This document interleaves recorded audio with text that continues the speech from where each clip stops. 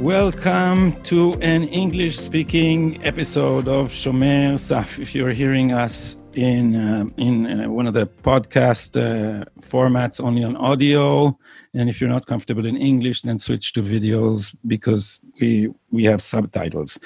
And the reason we're doing this in English, although everyone here speaks Hebrew more or less, is because we are hosting Mike Dooran, who is a senior fellow at the Hudson Institute and writes some of the most amazing pieces on foreign policy, recently in Tablet, and Dan Shiftun, who is the head of the international program in national security studies at Haifa University. And the reason we are all here is to discuss Turkey, because Mike has been writing consistently for a while now that Turkey should be an ally of the United States in the region. And we in Israel tend to think of Turkey as a threat, not just to us, but to the West and NATO.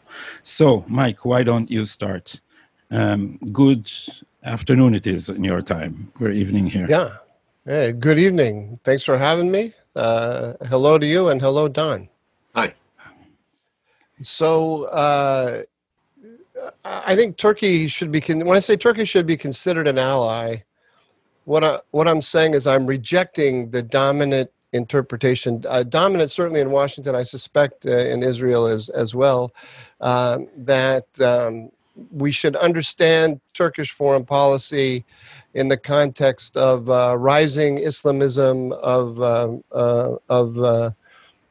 President Erdogan.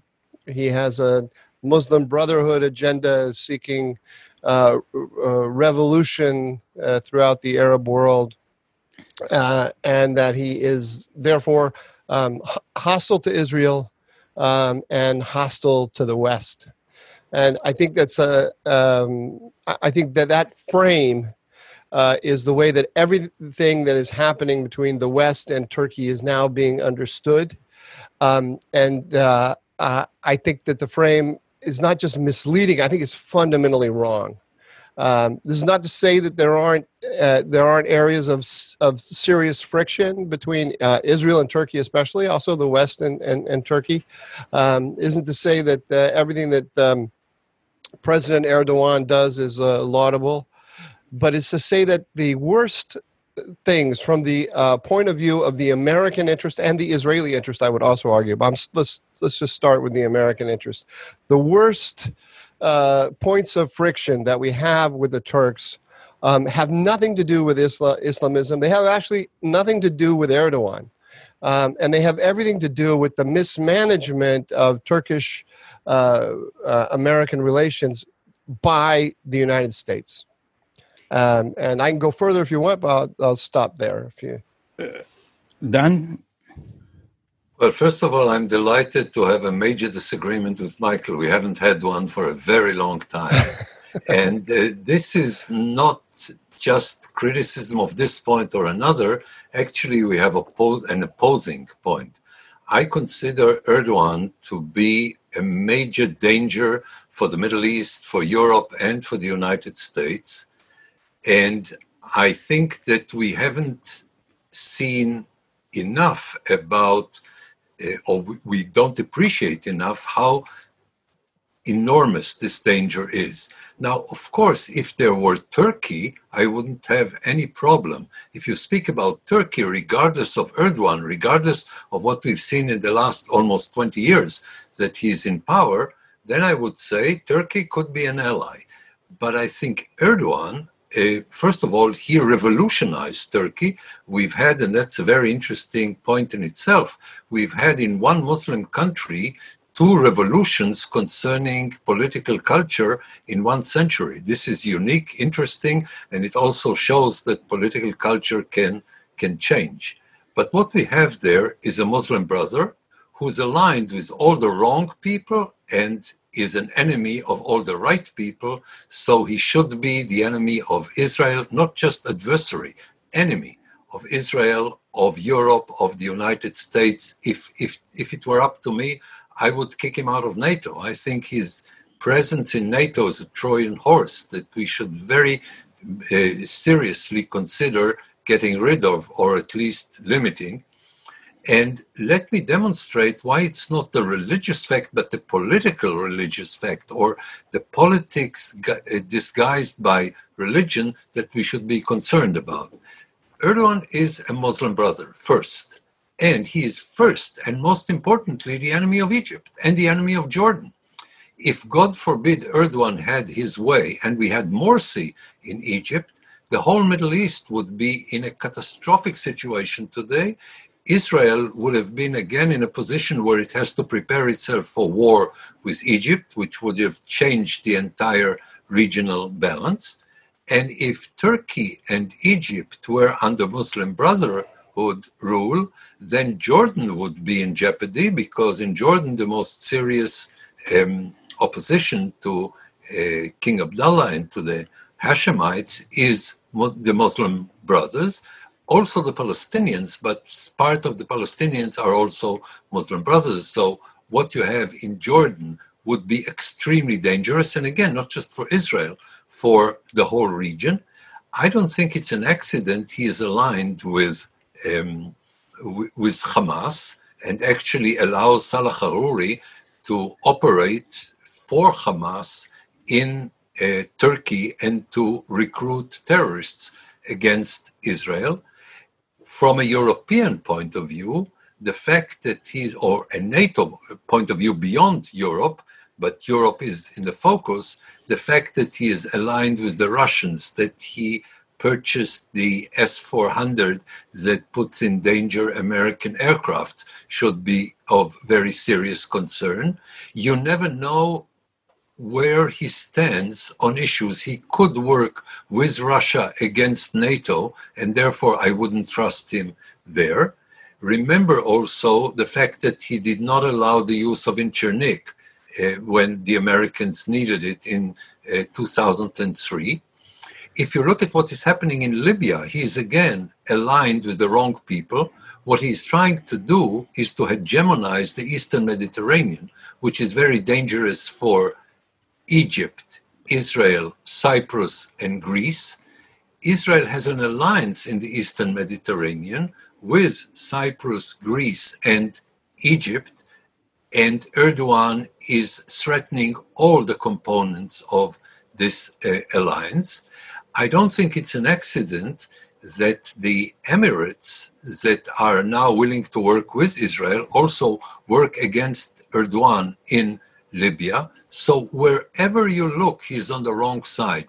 The only people I would encourage in the Middle East would be the Kurds, and he is the enemy of the Kurds. So wherever you look, this is bad for the good guys. I think that was not an ambivalent point of view. No, it was not. It's fantastic. It's fantastic. Finally, I get to have this argument with somebody. I was waiting for you to have it also. I let you answer, Dan, but since I've heard you speak about it, and your a major component of your thesis was that the United States is withdrawing its forces from the Middle East, and it needs to work through proxies. And one of those proxies would be Israel, and Turkey would be another. So how would Turkey serve American interests? So, I actually disagree. It's very surprising because I think rarely does Don ever say anything that anything when he's being serious that I disagree with, and I disagree with him on every point, every one of them, and so I'm not sure. There's so many points I don't know how to go about it. Let me just make a couple of general statements, and then we'll dig into some of the. Sure, we have time.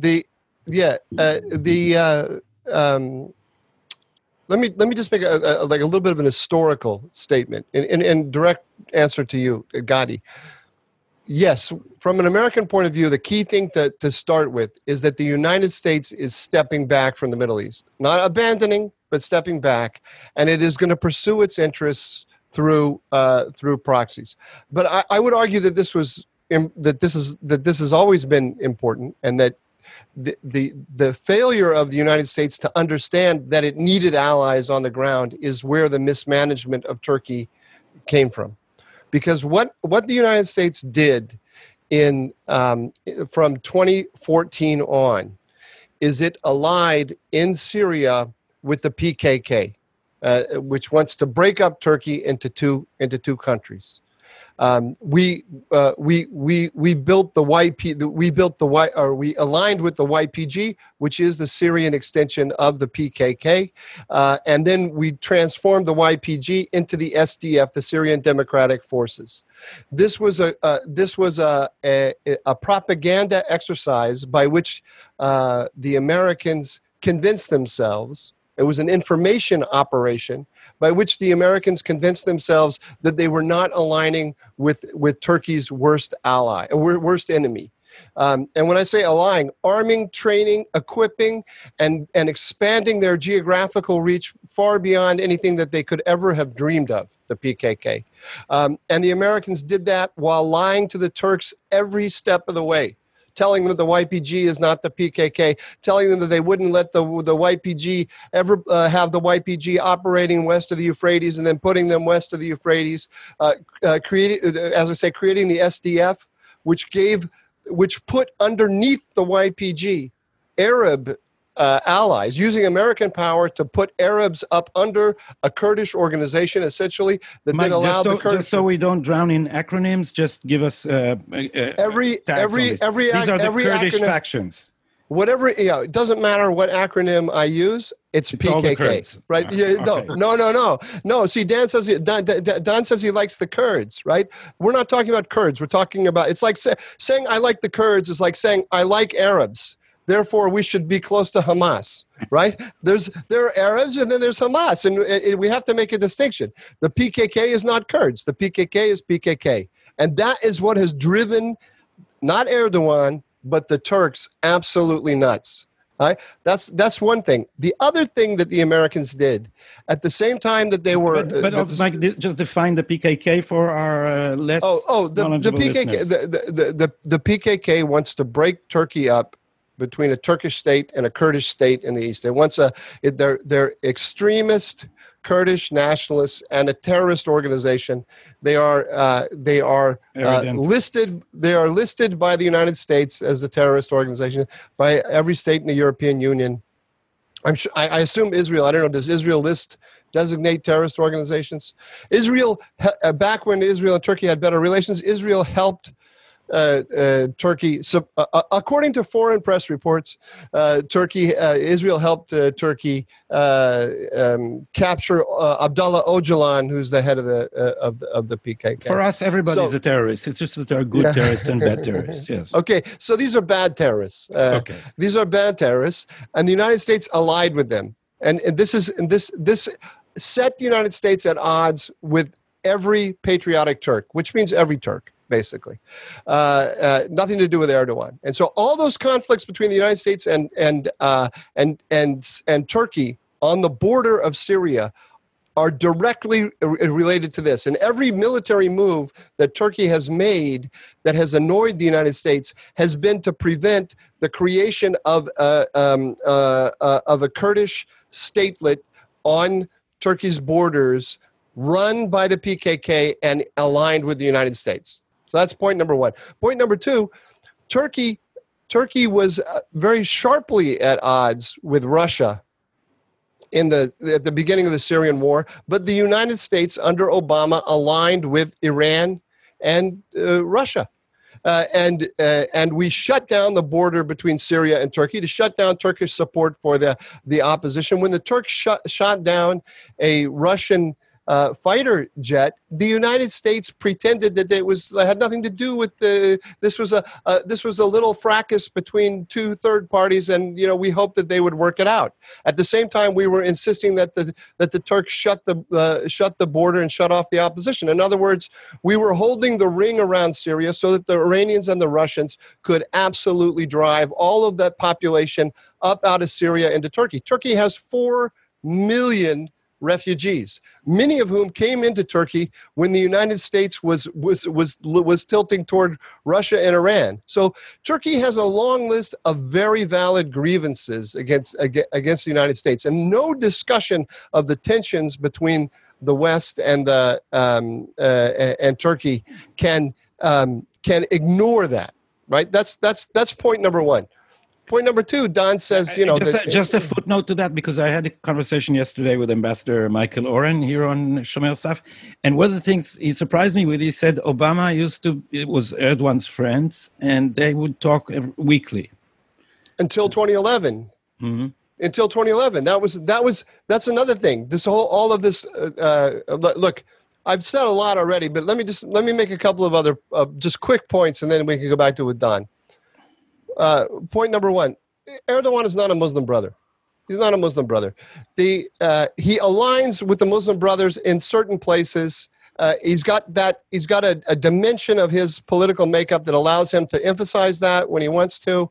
He can ignore it also when he wants to. The revolution that he represents in Turkey is not a Muslim Brotherhood revolution. It's a lot closer. I'm not saying it's identical, but it's a lot closer to the Mahapach in Israel than it is to a Muslim Brother revolution. The secular Turkey that we look back to with nostalgia was not a democracy in many very important respects, and it was the secularization was the secularization of the elite. The people of Anatolia, their religiosity and their attitudes was left out of the establishment system. Over time, that's going to change, and that's what Erdogan represents. I think it's a misnomer to say this is an ideological revolution and that this is what's driving everything. I have other statements to make about the Mediterranean that Don mentioned, and let me just point out an obvious contradiction, which I want to get into, between things that he said. He said that the S-400s that Turkey took from Russia shows that he's working with Russia, and then Don told us that he's with all the wrong people in Libya. But actually, he's on the opposite side of the Russians in Libya. And that is the single most important strategic factor from the point of view of the United States and Israel, I would argue. The French want to destroy NATO, or they want to transform it, to weaken it, create a European alternative to it. So the French and the UAE are working with the Russians, with Haftar in Libya. Turkey's on the opposite side. That's where we should be too. Now, I think a deal could be worked out between Turkey and Egypt on Libya. That's totally doable. And that's what the Israeli policy should be. It's what the American policy should be. Find an accommodation between Turkey and Egypt in Libya. Forget about the Russians. Forget about the French, and the Greeks. That's another question. So Dan, let me pass it on to you with maybe pointing out specifically at Iran. Couldn't it be because when I think of Mike's thesis, that when I try to understand what he's saying before he elaborated it, so my first guess would be Iran is the greatest strategic danger. Why don't we try to move into some alliance that puts all the possible powers against Iran, and isn't Turkey a candidate? Is that not what we're seeing in Syria? Before we start with Iran, let me respond to some of the things that Michael said, starting with 2 points where I completely agree. First of all, that Erdogan has grievances, including legitimate grievances, vis-a-vis American policy, primarily under Obama, but also under Trump. I understand it. And the second point that I agree with is that he represents today the majority of Turks. And therefore, even if he did not twist the elections, he would have had a majority, not the kind of majority he has today, but he would have had a majority in Turkey. So these are the 2 points where I agree. Here is where I very, very strongly disagree, and this is about the significance of being a Muslim brother for Erdogan, and particularly the fact that he is today perhaps the most dangerous enemy for Egypt and for Jordan. And by the way, concerning Libya, I wouldn't even ask myself whether Russians are in Libya. I'm much more interested in the question, where are the Egyptians? And the Egyptians are with Haftar and against the so-called government of Tripoli in essence, because they consider him to be a danger even when he is supporting them and arming them on the Egyptian border, and even using something very dangerous, bringing in militias that will help the Libyans, and in a way that threatens Egypt. So I don't think it's an accident he's associated with Hamas. He, far before we could accuse the Americans of anything vis-a-vis the Kurds, because the Syrian civil war was not there, Erdogan was sending the Maui Marmara to Gaza, and then started out spewing the kind of anti-Semitism that I haven't heard from any head of state for a very long period of time. He's deeply, deeply anti-Semitic, and I don't really care what he believes deep in his heart. I'm not a cardiologist. I'm interested in the question how it affects his policy, and it very seriously affects his policy. So I would not look lightly on this, and I think we should take it into account that his hostility vis-a-vis Israel, his attempts to undermine Israel in Jerusalem, again, with the Muslim Brothers, with Israeli citizens who are Muslim Brothers, what he's trying to do on Temple Mount. Wherever you meet him, you always meet him as an enemy.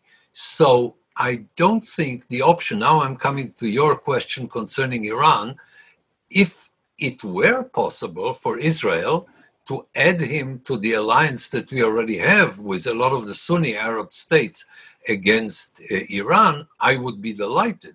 But A, I don't think this is possible from the Erdogan's point of view vis-a-vis Israel.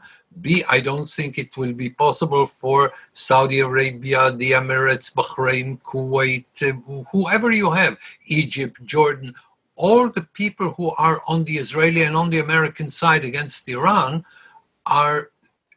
will consider Erdogan to be an enemy. So if it were possible, I would have considered it, but it's not even possible, not from the Turkish side and not from the side of the alliance of those Arabs who are willing to work with Israel and with the United States. And the last point, I agree that the United States not only will disengage from the Middle East, but should disengage from the Middle East. And I think that it's also good for Israel, for the United States not to send its own troops, but to strengthen Israel and others in the region. So I would be delighted if we could have had the kind of alliance of Turkey, Israel, Saudi Arabia, Egypt, Jordan, and others against Iran. I would love it. It would be great. Only, unfortunately, it is not an option. So, Mike, of course, it's an option. Sure. Can I? Okay, go ahead. Sure. I was going to ask, how do you see this alliance? How is it workable?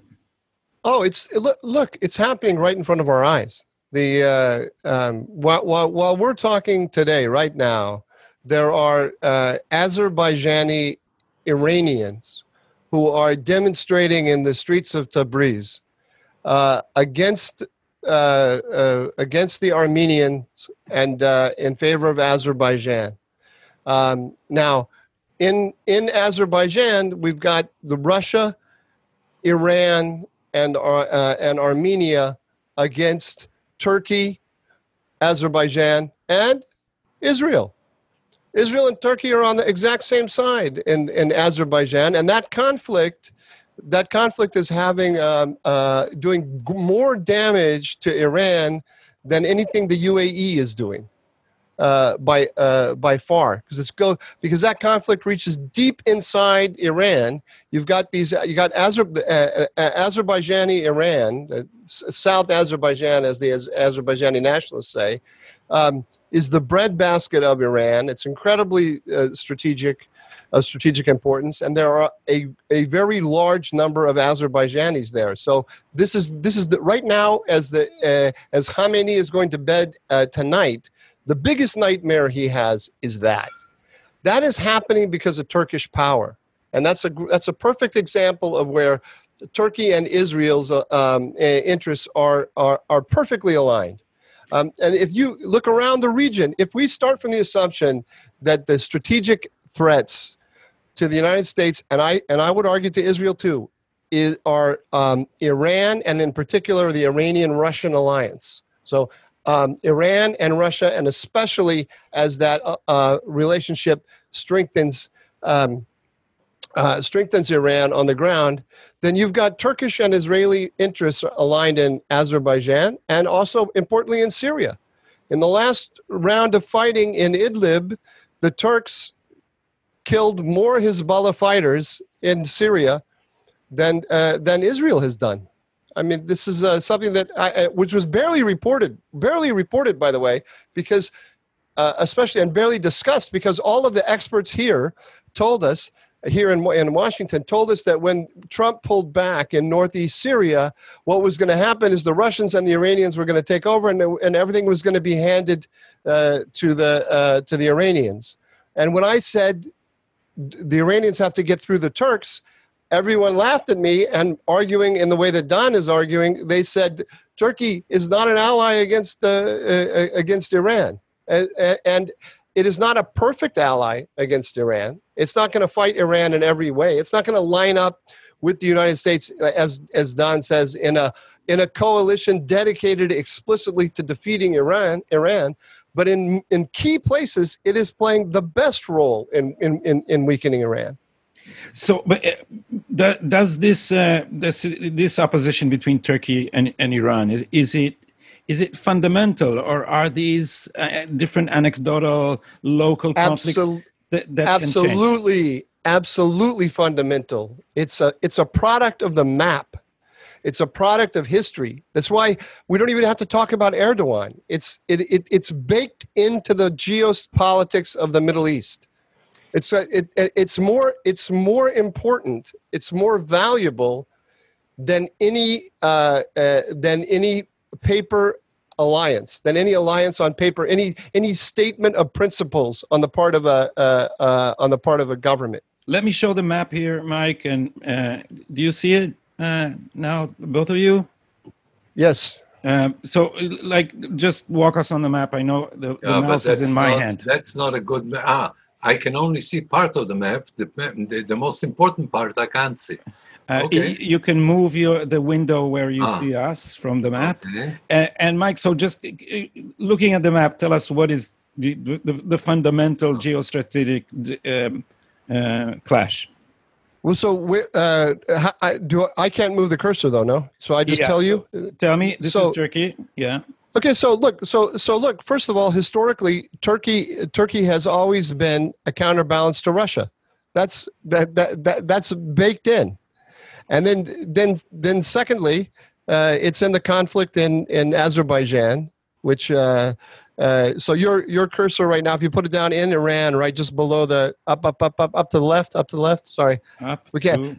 Here. No, around the Caspian, right? Inside Iran in the Caspian. That is Iranian Azerbaijan, and then above the border is the country of Azerbaijan, which is Turkic. And with which Israel has very good relations. It's one of Israel's most important oil suppliers, right? But allies in the Middle East. I mean, it's an incredibly important strategic relationship because of the Iran connection.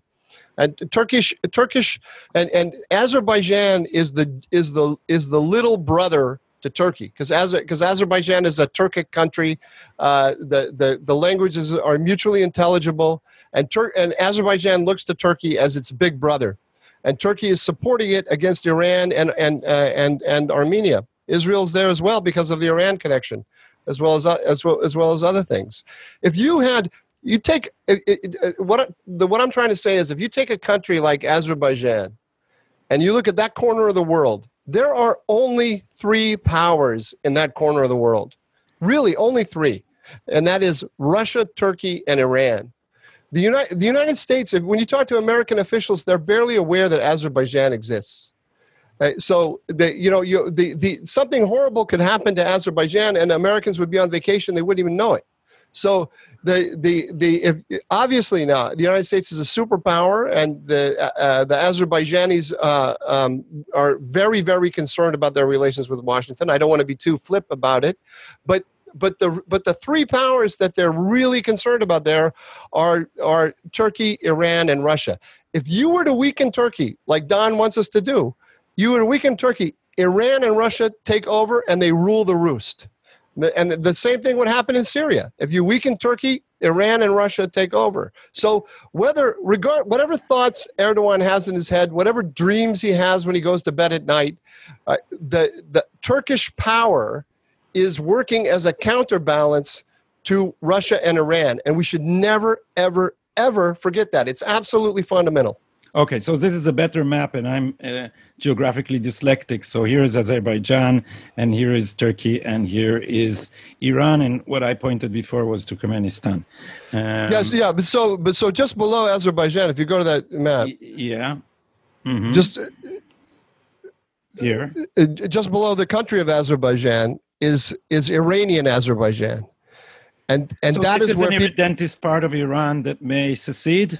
That they're afraid. It's very hard. Look. It's very hard to know what people on the ground really think. I have a friend who's Azerbaijani, who he says I'm a Southern Azerbaijani, meaning he's from Iran and he's Azerbaijani. He tells me that the secessionist sentiment is on the rise in Iran. Do I know? I don't know. What I know for sure is that those people are ethnically Turkic Azerbaijani, and they identify directly with the country of Azerbaijan. I also know something else. When I was in the White House years ago, Google put out a map mistakenly in which they erased the border between Iranian Azerbaijan and the country of Azerbaijan, and the Iranian government went crazy. They went absolutely loopy over this. I mean, this is again, an American forgot to draw a line, and they went. But that tells you what their deepest fears are. The Azerbaijani nationalist feeling in Iran, whether it is absolutely secessionist, or if it's just a sentiment in favor of Azerbaijan and against Armenia. That is something that they fear greatly. I forgot to mention in my introduction that you were also a Middle East advisor in George W. Bush's White House. So this is not your first encounter with these subjects. But if I may go back to Don, would you agree if I said that Mike is relying on a realpolitik analysis of interests? And yours is more heavily tilted towards ideology, and do the two contradict each other? No, I would very strongly disagree with this characterization. Mm-hmm. But I know you like to be a realist, yeah. I disagree with his disagreement. Well, when you know how it is with Dan, Mike. When there's a disagreement between reality and Dan, it means that reality is wrong. Reality should reconsider. Yes. And finally, it will be convinced. Let me again start with where I strongly agree with Michael, and then come to the points where we disagree.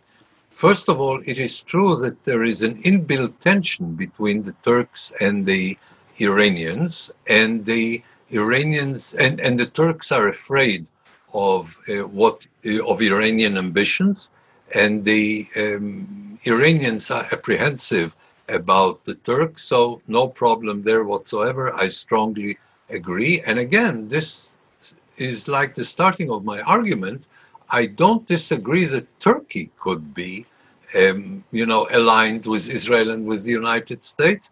I'm only very strongly skeptical about the possibilities that Erdogan's Turkey can be that. And by the way, we have it in many regimes in the region. I mean, look at Egypt before Nasser, after Nasser.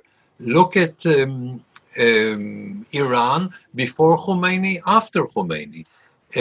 It is true that you have some fundamental geopolitical interests, and Mike pointed at them, and he's absolutely right. But the question is, what is the position today under Erdogan? And here is where we disagree.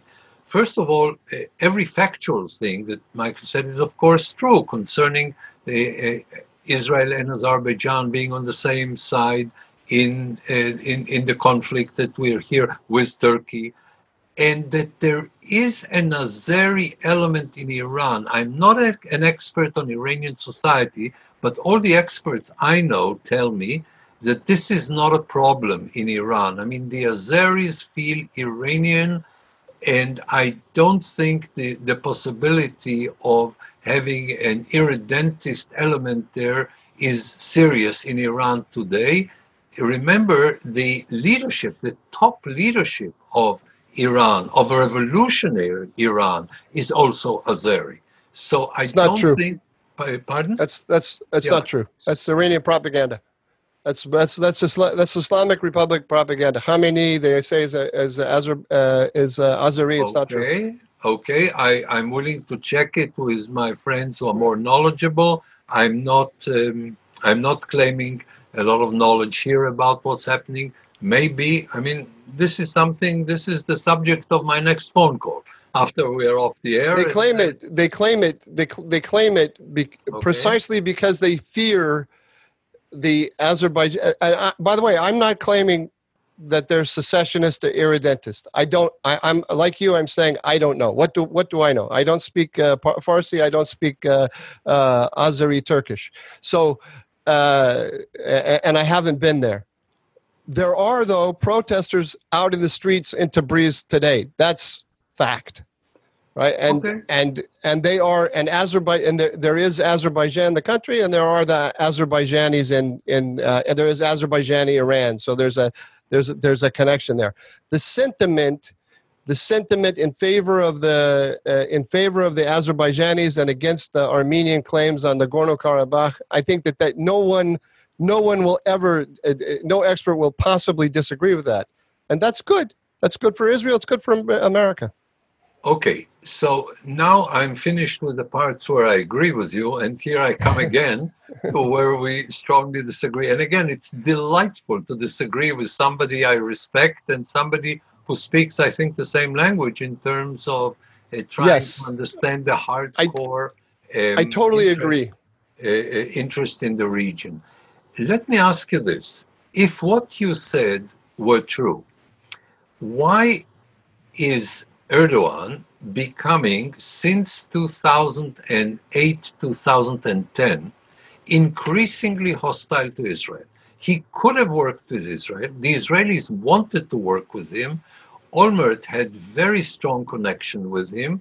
He was insulted that he was not informed about something that Israel did vis-a-vis Hamas and so on. Okay, I can understand it, but he can live beyond an insult. It's the question of how you choose to act. And since the confrontation between him and Shimon Peres, which I liked very much because I don't like the two of them, you have a very strong tendency that becomes deeper and deeper, stronger and stronger, of enmity, very, very strong and ever-increasing enmity of Erdogan vis-a-vis Israel, including in places where we do not have to clash, where, for instance, if Turkey would have wanted to have a bigger role in Jerusalem, and the Turks would have been in a position to have a more moderate reality there, I think Israel would have been delighted.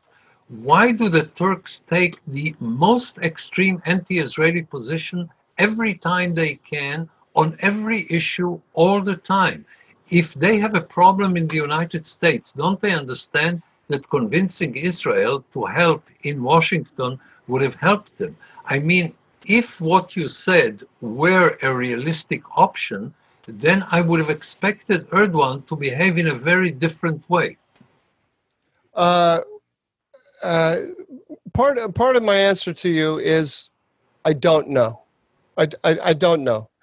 It could well be that Erdogan's personal hostility to Israel and Jews is playing a role, or a significant role, in his specifically Israel policies. But I don't. But I think we should entertain some other possibilities. Because I fundamentally don't know. I can't tell you that his recent speech in the UN, which was abhorrent about the filthy hand in Jerusalem or whatever. I can't remember, that the ambassador walked out on. I can't tell you that all of that will necessarily go away if we give Turkey what I think Turkey deserves. But I will make 2 points. There is actually 3 points. Point number one is that some dimension of the hostility to Israel is a function of the conflict with the UAE. The UAE has defined Turkey as its primary adversary, and is working against the Turks wherever it can. And so the Turks are going and picking up anyone else that they can to counter the UAE. But if and that Israel includes, had the choice between Turkey and the UAE, it will naturally go to Turkey. Yeah. So I'm saying that let's just look at the totality of things that are going on here. So number one, there's a fight within the Islamic world for position. Like if we're say for example, we're talking about the Qataris. Do you think the Qataris are dyed-in-the-wool Muslim brothers? No. So what's the difference? So the Qataris, when they give money to Hamas, what are they doing? Qatar is giving more money. I haven't totaled it up, but I would assume that Qatar is giving much more money to Hamas than Turkey has. True. But the Qataris do it in coordination with Israel in a very, very different way. And Erdogan is supporting the terrorist element of Hamas, not just Hamas, but come on. Come on. That's a false distinction. Come on. You're not gonna. You, Don Shuftan, you are not gonna argue with me that there's a moderate wing and an extremist wing, and that. No. There is Zoa Medinit and Zoa Tzvait. No. This is not what I'm saying. No, but money is fungible. If you transfer money to Hamas, you're transferring money to Hamas, to all of it.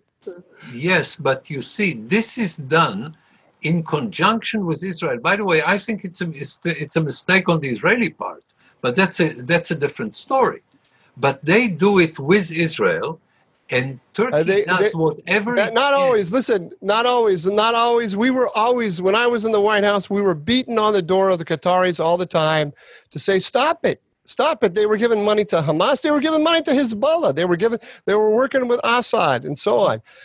We never for a second. But aren't the Qataris giving money to everyone? There was a recent piece by our friend Lee Smith in Tablet saying that Qatar is just buying everything around Washington too. So that's another question. The influence buying in Washington. But are they not behaving like a very rich Mifratzit Dan Gulf state? That is putting its money on different numbers of this Middle Eastern roulette, hoping to leverage itself everywhere. But there aren't. But you don't have the option. This is my point about Turkey. You don't have the option in Arab politics to put money on every number, because some of the numbers are taken. So Dakhlan belongs to the UAE. So who are you going to go with? You can't go with Dakhlan. You're going to go with the opponent of Dakhlan, and it's not because you're working night and day to destroy Israel. It's because you want position within the system. This is an old story. It's from the beginning of Arab politics until yesterday, and I would submit to you that Erdogan's positioning on Israel is very similar to the Qatari positioning, and by the way, they are of course in an alignment with the Qataris. Yes, and I would submit to you that they're in that is instrumental in the same way that it is instrumental. Qatar doesn't care about Israel. The Qataris don't go to bed at night and worry about the Zionist entity. Do they like Israel? No. Would they be upset if Israel were to disappear? No. Are they working toward it as something that's important to them? Not at all. But they're funneling significant resources to the enemies of Israel. Why? Because the enemies of Israel are also rivals to the proxies of their rivals in the Arab world. Michael, can I ask you something more specific concerning the relationship with the Muslim brothers in Egypt and the attitude to Egypt specifically, from the Turkish point of view? How do you interpret it? So, I think we have to talk about let me put it to you this way, because I think I have a concept for what I'm saying in general that will help us here. And I'll get to your question, but let me introduce a concept. Mm-hmm. I think that in this world we're in today, we just talked about it. This is the world we're in, where. Or let me talk it through with you a little bit, Don. Would you agree with me that it's in the Israeli interest to weaken the Russians in the Middle East? It's not a top priority, but it's an interest. If it were up to Israel, I would say I don't want them too strong in the region. Yes. Okay. All right. But there are lots of areas where you're going to be working with Russia, right? Yes. Okay, and it's also it's in an Israeli interest to destroy Hamas, right? But no. No, you don't want to destroy Hamas? No. What? A, I want some address in the Gaza Strip. B, I want the Palestinian people split. Okay, even better. But you would agree that Hamas is an enemy of Israel? Yes. Okay. But under certain circumstances, as you just described with the Qataris, you're quite comfortable for the Qataris to stream millions and millions of dollars into Hamas. I think it was an Israeli mistake, but that's a different discussion. But it's not one. But it's not. Yeah, but it's not one that you lose sleep over. You think maybe this is a bad deal, but you understood why they made it. It's a calculation you wouldn't make. But this is the world we live in today. We can't expect all of the countries in the region to line up like boxes on a checkerboard, right? This I agree. Because there are lots of overlapping interests and so on. So I think what we have to talk about, here's the concept I want to introduce: center of gravity. Where is the center of gravity in a country's policies? And I would say that the center of gravity of Turkey's policies is very far removed from Israel. Turkey. I agree. Turkey has three major arenas of conflict. It's got a conflict with Greece, particularly Cyprus.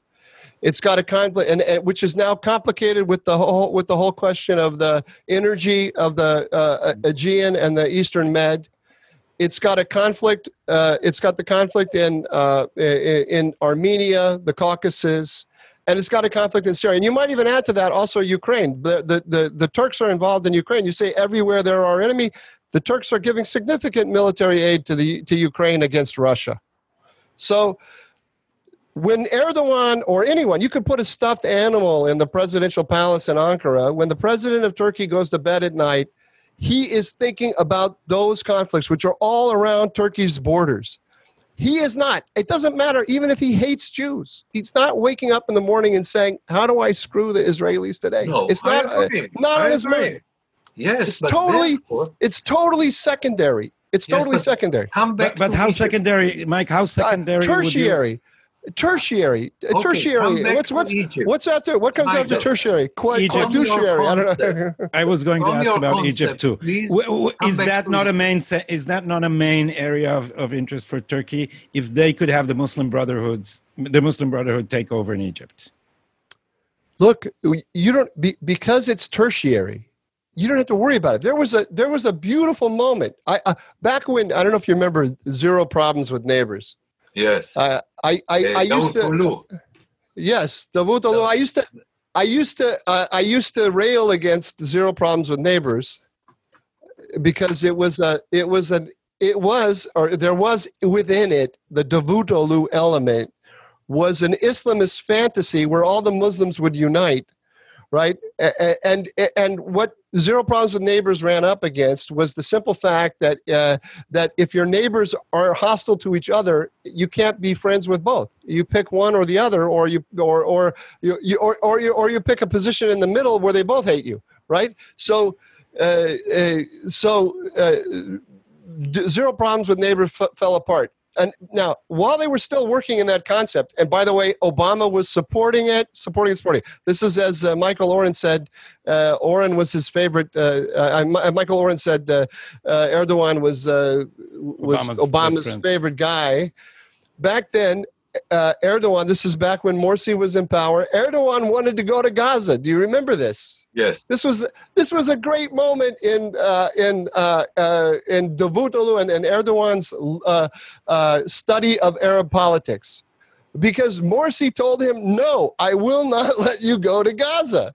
So that's it right there. You know, even if there was tension, serious tension between Erdogan's ideology and the Egyptian state interest, because when Morsi was in power. So can you specify this? Just because I didn't understand, Mike.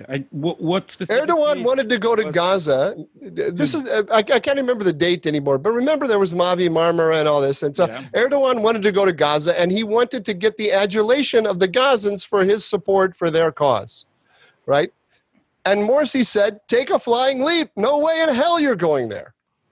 And that was the end of it. Have you heard anything about it since? No, it's gone. So it's a non-issue. It's so far down the line of things that you have to worry about that now what is, I think, scary from an Israeli point of view, not scary, but what makes it seem different, the Turkish policy.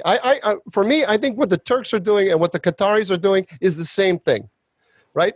And what the Qataris is doing is worse because they're devoting more resources to it than the Turks are.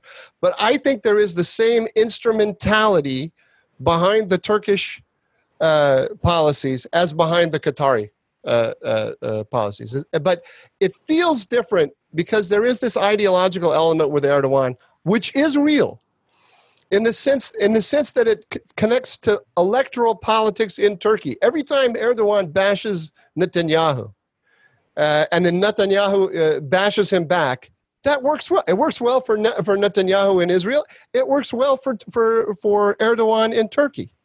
But it's like Trump railing against the fake news in America. It makes his partisans very happy. This, like, how much does it influence the actual policies of these countries? Not that much. Not that much. If you ask the average Israeli about Turkey, what we get from our press, and this is an introduction which already sets it up as false news, probably, as fake news, probably. But the Israeli impression is that Erdogan is ideologically driven, that he is the new sultan, and he is trying to resurrect the Ottoman Empire. This is what common belief here is, that what drives him. Am I wrong, Dan? I see you smiling in a little... I don't know. I never meet common people. Yeah. I'm the intermediary. I sometimes tell him what they're doing. Yes, that's very helpful. Okay. Yeah, Mike. No, I don't know what that means. Somebody has to define that for me before I can make any sense of it. The Turks... The Turks have these four major conflicts on their borders. That's what they're worried about. And here's what happened to them between 2013 and 2016. The United States lined up on the conflict that they are most concerned about, which is the PKK, because that one is both foreign policy in Syria and domestic policy at home, and terrorism. The United States lined up with Iran and Russia. The PKK was the proxy of the Russians and the Iranians, and the United States borrowed it to defeat the Islamic State. That's what they saw. And that's what drove them nuts. And that is the number one question that they are concerned about. When they look at the United States, this alignment of American power with their worst enemy is the thing that bothers them the most. And we have to entertain, this is what I was saying when I was going through the list with Don, we have to entertain the possibility that some of Erdogan's hostility to Israel is meant to be a thorn in America's side in order to pay them back for the PKK. Or now I don't know that that's a fact, because I will entertain the possibility that somewhere in this mix of interests, Erdogan is indulging his deepest and strongest anti-Israeli feelings. But we also have to entertain the possibility that if the United States were not to be in an alignment with the PKK, and it still is in certain ways, that the conversation with the Turks about Hamas would get a lot easier.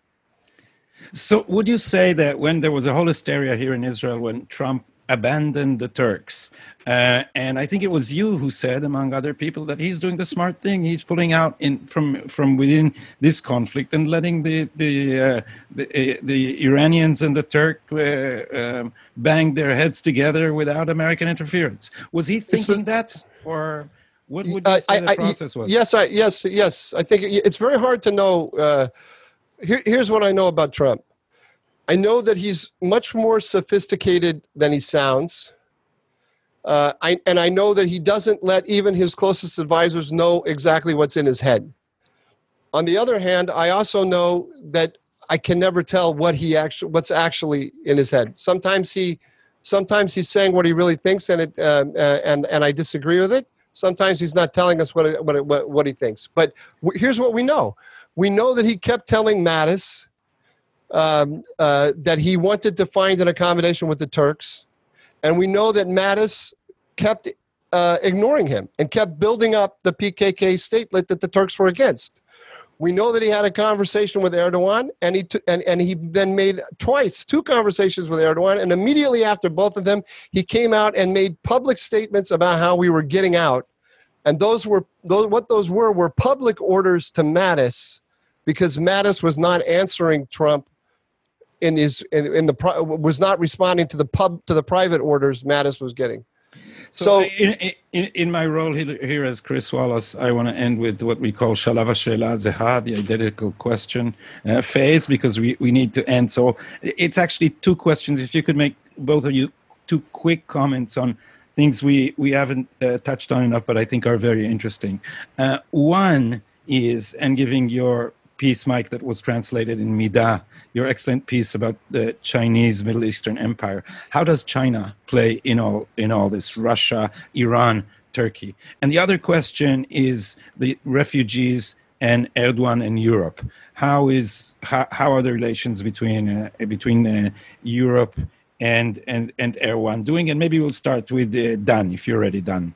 To make comments. Yes, I can. I'm not an expert on the Chinese thing, but let me say something about the refugees. What we have is a Turkish policy that started with opening the floodgates. I can understand the pressure of Turkey because of the millions of Syrians who came into Turkey, but later, basically, Erdogan is pursuing vis-a-vis Europe a policy that is very dangerous on two levels. First of all, he is helping a process of radicalization of Turks in Europe, particularly in Germany, because he demands their loyalty to Turkey.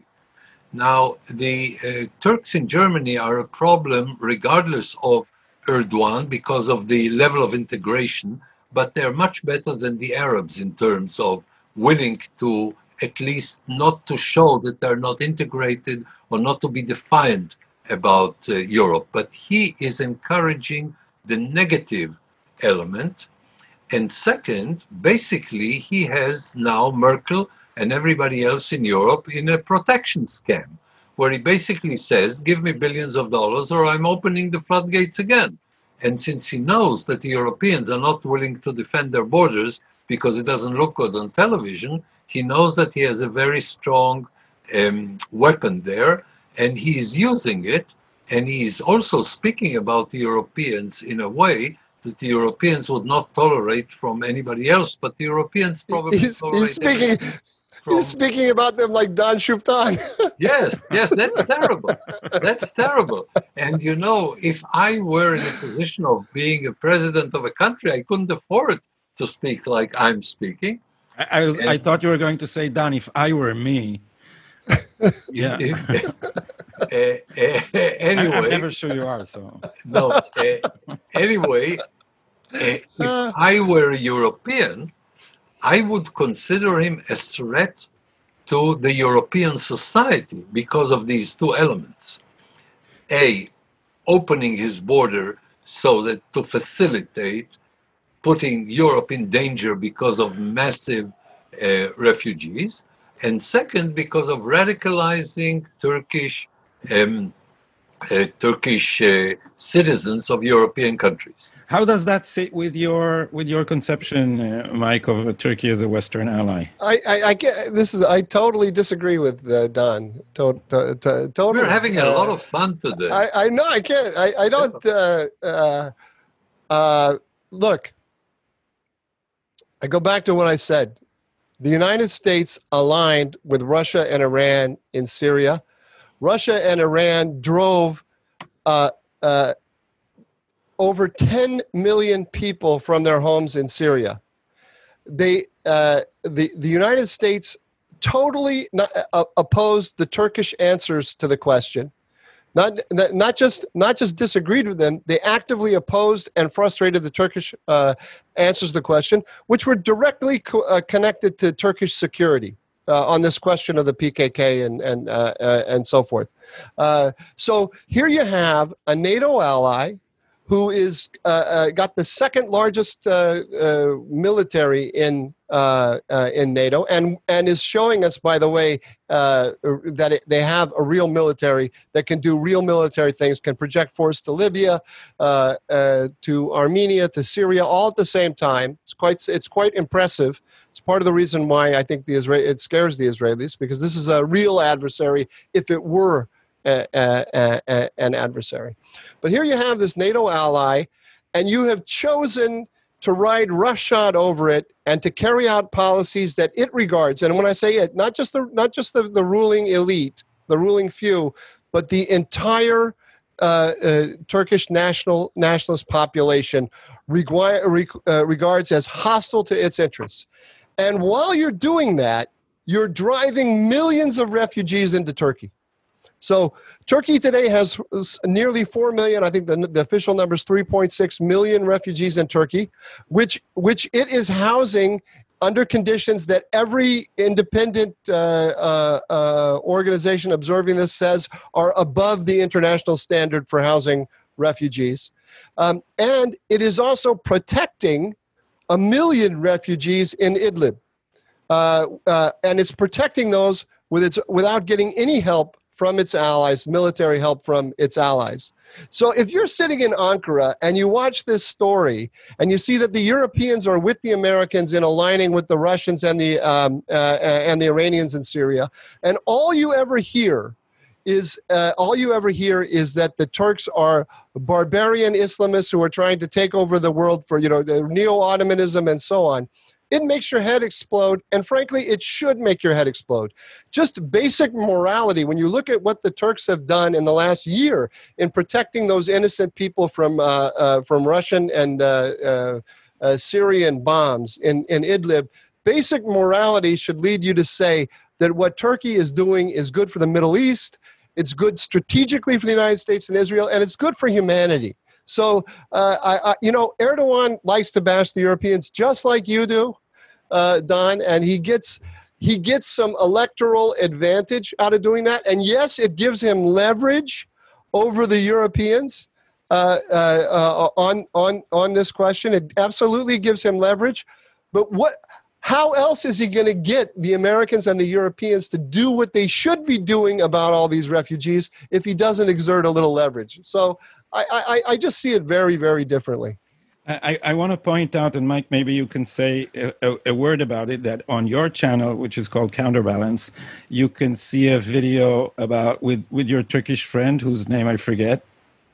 Akim Optican, or the one that was in business with Michael Flynn, to anyone. Yeah, Akim Optican, yeah. So there's like an hour, or there are 2 episodes of talks with him on your channel. So last word on China before we conclude. How does China play into all this? Starting with me or starting with Don? Don, skip China. I think maybe he will respond to you if you have something. Oh, okay. So no, this is absolutely crucial because the United States is stepping back from the region. The United States has to hold on to the region. It has to remain the dominant power, but it's stepping back militarily. So it's got to have partners. And the view that Don is presenting, and pardon me, Don, I have to disagree with your presentation of your own view. It's an ideological view.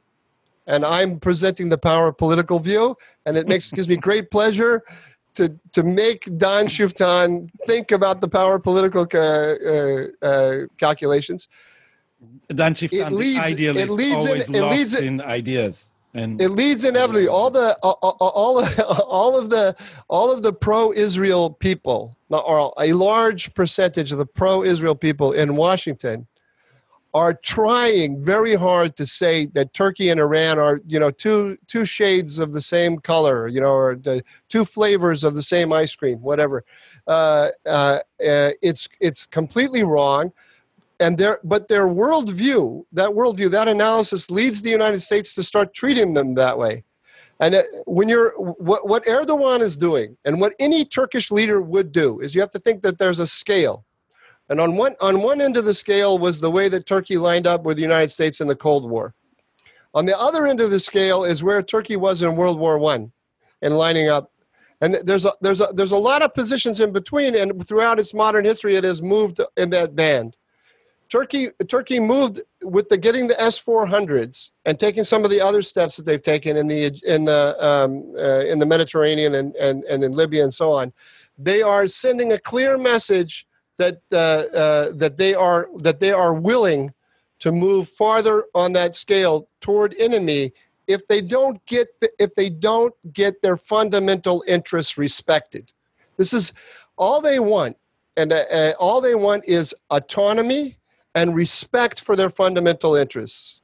And we have not given them that. This is my point. If we give them that, and they still do these things that are so annoying and threatening, then I would say we have a real problem. But we are not respecting their fundamental interests. When I say fundamental interests that any ordinary Turk would regard as vital to the safety and health of their society. And I disagree with Don when he says that, we know this from places like Iran, where the regime flips and then there's a totally different policy. Turkey has a long state history. There's much more glue between elite and society than there are in a lot of the other countries in the Middle East. There's more room for public opinion and democratic processes in Turkey than in any other country, with the exception of Israel in the region. And there is a strong sense of national interest. And they have a long history of pursuing the national interest. So if the United States takes this ideological view that the pro-Israel camps here are agitating in favor of, what they're going to do is they're going to end up convincing Turkey to move closer to Iran and Russia. That's an option they have. They don't want to play. It's not where they want to be, but if their fundamental interests are going to be opposed by the greatest power on earth, that's where they're going to do it. And they've done it. They've done it in the past. And that is, I would just say, oy vavoy lecha. That is going to be so bad for the United States, for Israel, and the world. And that's the final thing I'll say to Don. Don usually has a dark imagination, but his dark imagination is not working in the right direction here, because Turkey is a real country, the real military, a real sense of itself. And if it decides that we are hostile to it, and it decides to take steps to protect itself, it can shake the whole region. It is not doing that right now. It's been very precise in what it has done. But we should have seen when they kicked the American troops out of northeast Syria. That's what they did. They were teaching everyone a lesson, that you're there because we're letting you be there. We're not going to let you be there anymore, right? That's what should have made everyone wake up. Let me say something in conclusion, if I may. Yeah. I realize that there are components. I disagree with the overall thrust of your arguments, but many of the components that you brought up are worth considering. But my argument is that if the Turks were open to behave differently as a result of a different reality, they could have brought it about by behaving very differently, particularly vis-a-vis Israel. They could have very easily have had an alliance with Israel.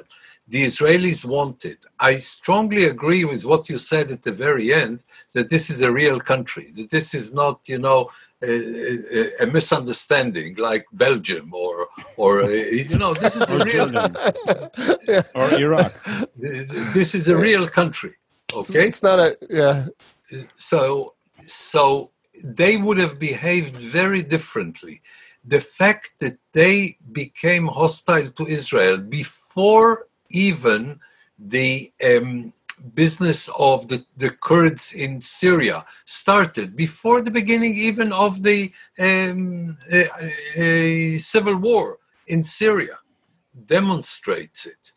And even when it comes to American policy, you speak now about the pro-Israel lobby in Washington being hostile to Turkey. It could have been very different if the Turks would have behaved very differently vis-a-vis Israel. But the fact that they constantly challenge Israel wherever they can, I think points at the fact that either the whole structure that you presented doesn't have the center of gravity where you suggest that it is, or that the Turks are making a major mistake in not rectifying what they consider to be a vital interest by behaving on issues that are not vital in a way that would help them further their vital interest where it really counts.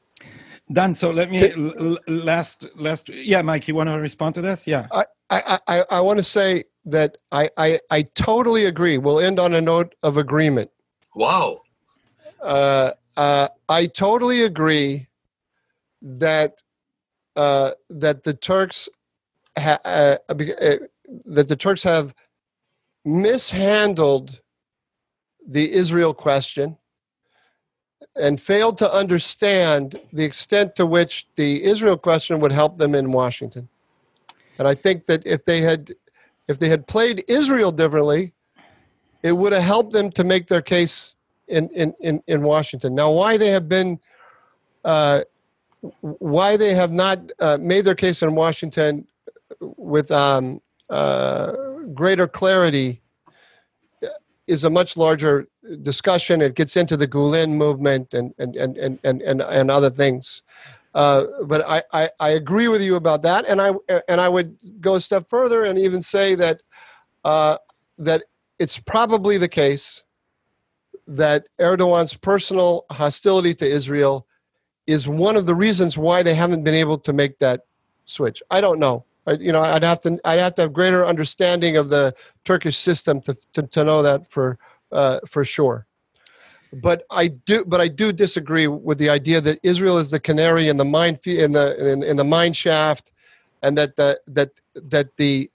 the true intentions of the Turks toward the West and everything else shows up in their policy toward Israel. I don't buy that. So Dan, last word from you, and let me, maybe I didn't phrase my question about China sharply enough, because I was, maybe I'll put it this way: that if if indeed is true, as Mike has suggested in his recent articles, that China is moving to dominate this region, does that not change everything and makes Israel need to scramble somehow into an alliance of every force that can protect us or protect American interests against a Chinese takeover? Shortly, because we're really out of time. Done. Me? Yeah. I don't know enough about China to say something intelligent. But about our region, suppose it's true. Suppose China is moving into this region. Does that change your strategic calculations about Israel and Turkey? At the moment, I don't think Turkey is an option of becoming an Israeli ally, even when it comes to the danger of China. But again, you need to be much more knowledgeable about China to say something intelligent, and I'm trying not to speak about something. We're not about saying intelligent things here. A real contribution. We want clicks and links. We don't want. Yeah, we're here for the fun. So, gentlemen, you make me wish that I had a budget for subtitles every week, because it was a pleasure and a very interesting discussions. I wish I had sponsored to thank. At the end of this, I'll thank Forum Shapira, who are going to provide the subtitles, and Atar Chadshot HaMeshek, who are hosting my podcast called Shomer Saf, Gatekeeper. And may I refer you to Mike's podcast called Counterbalance, which has a channel on YouTube all its own. And with that, I think we'll end. So thank you, Dan Shiftán and Michael Dooran, for sharing your opinions. Good night. Good night. Thank you so much. It was a real pleasure. It was. Thank you. Fun. Yeah. No one wants to have this argument with me. I'm so glad that somebody found. They all want to say things behind my back, but nobody wants to actually get out in front and argue. There you go, Mike. You see, you've just now had the chance of a lifetime. Good night. Thank you.